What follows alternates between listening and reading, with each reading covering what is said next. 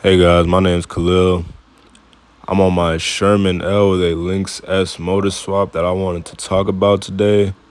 And you see Jesse in front of me on his Lynx-S. So I wanted to speak about the performance improvements I've been seeing and the problems I've been seeing. So let's start off with performance. I've seen no cogging from this motor when I launch. Still at idle a little bit. I don't know if you guys have all had that problem with the Sherman L when you're just sitting at a red light and the motor, it feels like it's skipping. You can get the same feeling from launching the wheel as well. If you lean into it hard enough, the motor will start skipping and it will dip. Alongside the cogging issue basically being non-existent now, I've also gained a lot more torque. This thing launches. It's quick, guys. I mean, I didn't expect this motor to wake the L up the way it did. Also forget to mention that I am running the 9 firmware instead of the latest, which is the 10.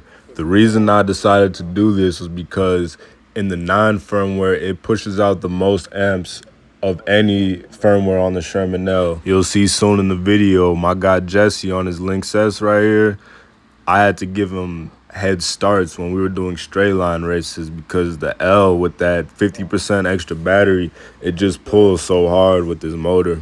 You'll still see Jesse ahead of me basically anytime we're on this track. And there's multiple reasons for that. One being the fact that the Lynx-S pedals are so much higher, and the tire he was riding, he could hit corners so much more fluently than I could on the L. If I tried to follow his lines at the same speed, it was no doubt that I was pedal scraping and wiping out. But that's not to take away from Jesse. He's a very talented rider, and he is also 60 pounds lighter than me. But back to the wheel, I am also seeing a higher top speed. I hit 67.1 miles per hour wheel speed at 88% PWM. This is also done with a negative 2% speed correction on darkness spots, so real wheel speed would be 68-ish miles per hour. As for range, I have not seen a decrease. Dare I say there may be an increase. So increased torque, increased higher speed, range hasn't been affected much. What could be the problems?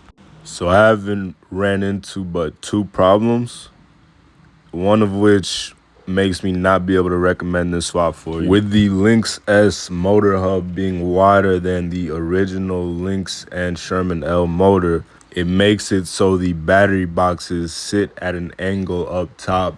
So basically the battery boxes are tilted on each side by 3 millimeters, according to Mike from Is There Any Food, who also was the first to do this swap. So I want to give him a thank you for confirming that this works. And I believe that this is causing me a problem because it is putting stress on my suspension bolts, which I believe is creating metal flakes that are getting into my wheel bearings and creating a noise like this.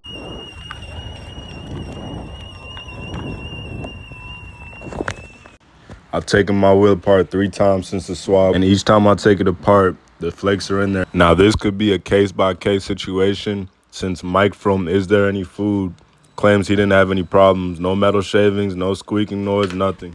So take what I'm saying with a grain of salt, but me personally, I cannot recommend anybody does this swap unless you can relieve the stress from the suspension bolts. The next problem I've been having is the battery overheats quite quickly, but remember I am on the 9 firmware. This happens more at sustained higher speeds of about 50 plus. As long as I ride it within its limits, it's not much of a problem. Here you can see the torque of the L versus the Lynx-S. Jesse also hopped on my wheel and he agreed that it does have much more torque than the Lynx-S. And remember, Jesse is 60 pounds lighter than me.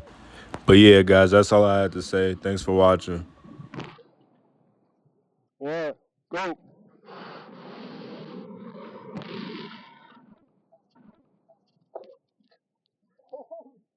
Yeah.